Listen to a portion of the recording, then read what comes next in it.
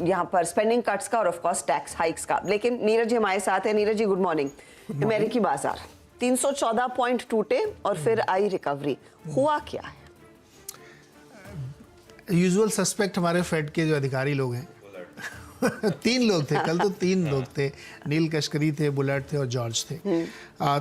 इसमें बुलेट जो कि एफओएमसी के वोटिंग मेंबर हैं, तो इसलिए उनकी बात को लोग ज़्यादा सीरियसली ले रहे थे। तो इन तीनों लोगों ने ये माहौल बनाया। माहौल क्या बनाया? स्पीच दे रहे थे, उसमें उन्होंने ये कह दिया कि जितना हमने किया है अब तक उसका बहुत असर हुआ नहीं इन्फ्लेशन में, तो इसलिए हमारी जो पॉलिसी है हॉकिश रहना की या ब्याज दरें और बढ़ाते रहेंगे और टाइटनिंग करेंगे, वो जारी रहेगी। ये बाजार को पसंद इसलिए नहीं आ रही है क्योंकि आपके व्यूज़ बदल रहे हैं। आप फेड के एक गवर्नर कोई कभी कहते हैं कि नहीं अब हमें स्लो डाउन करना चाहिए, दूसरे कहते हैं कि नहीं अभी तो ये शुरुआत है, अभी तो हमने जो किया उसमें बहुत मामूली सी हमें सक्सेस मिली है। तो उसकी वजह से मार्केट को एक बहुत जोर का झटका लगा। बुलार्ड ने जब ये कहा कि रेंज जो टर्मिनल रेट की वो 5 से 7% हो सकती है, दिस इज टू हाई। 5 से 7 मतलब बेस केस 5 जी हाँ, और 7, तो इसके बीच में अगर 6 भी आप मान के चले तो बहुत ज्यादा है। और इस समय क्या 3.75 से 4.25 है। अब इतना ज्यादा अगर आप एक्सपेक्टेशन रखाएंगे, लोगों को डराएंगे, तो फिर बाजार में एक तेज गिरावट देखने को मिली। फिर उसी को इको किया कश्करी ने भी, जॉर्ज ने भी, इन सब ने कहा कि हाँ हमें भी लगता है ऐसा कि इन्फ्लेशन को कंट्रोल करने के लिए और कदम उठाने पड़ेंगे। तो इस झटके से बाजार गिरा, लेकिन फिर रिकवरी भी आई। ये एक बहुत ही दिलचस्प है। देखिए मार्केट ना दोनों चीज़ों को देखता है, वो सिर्फ सुनता नहीं है। उसने इसको टेस्टिफाई किया कि जो लोग ये कह रहे हैं कि वो क्या वो सच है क्या।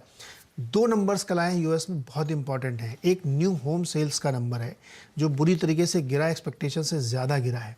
तो उससे ये साफ संकेत दिख रहा है कि रियल एस्टेट मार्केट वहाँ की अब बिल्कुल नीचे के ट्रेंड में आ गई है।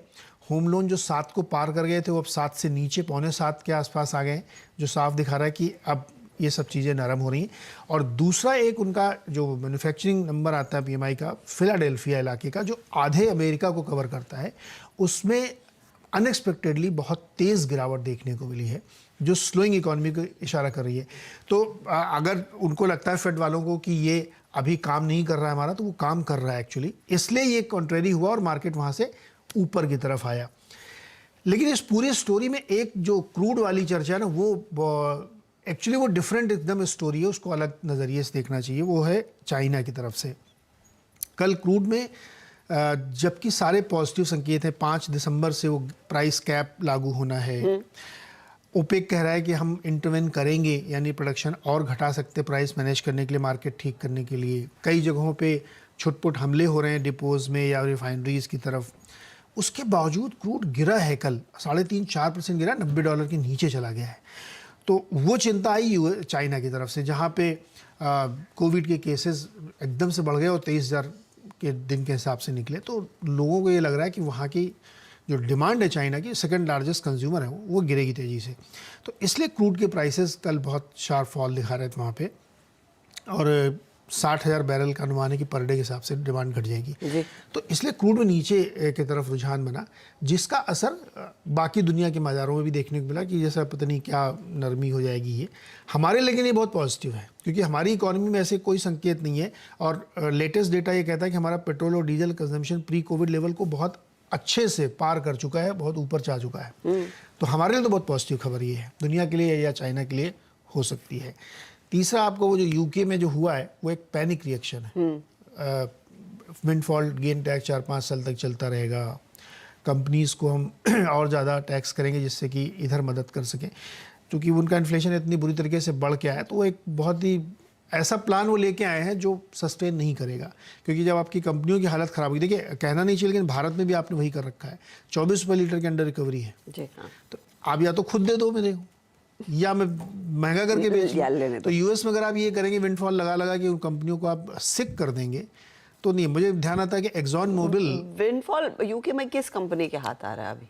Other than oil, किसी के पास नहीं है। और किसी के पास। एक्सॉन की बहुत अच्छी स्टोरी छपी होगी, आप लोगों ने पढ़ी होगी कि एक्सॉन मोबिल 3 साल पहले तक लॉस मेकिंग कंपनी थी, उसको डाउ से बाहर निकाल दिया गया। अब वो प्रॉफिट बना रहा है, तो आप उस पर टैक्स लगाएंगे 35%, 40%। तो ये बहुत ही मतलब वाइज डिसीजन नहीं लगता मेरे को। ओके। ओके, तो देखते हैं वहां पर आज रिएक्शन कैसा बनता दिखाई देता है, क्योंकि कल यूके के मार्केट्स में भी हल्की सी नरमी के साथ ही ट्रेड देखने को मिला। लेकिन आज का जो बड़ा टेक अवे निकल कर आएगा ग्लोबल मार्केट से, ऑफ कोर्स कच्चा तेल होगा, जहां पर $90 हमारे एक इस सोने पे सुहागा है इस तरह के एनवायरनमेंट में। और दूसरी चीज जो हमने देखा है, डॉलर इंडेक्स में भी हमने देखी थोड़ी सी नरमी आई है। इन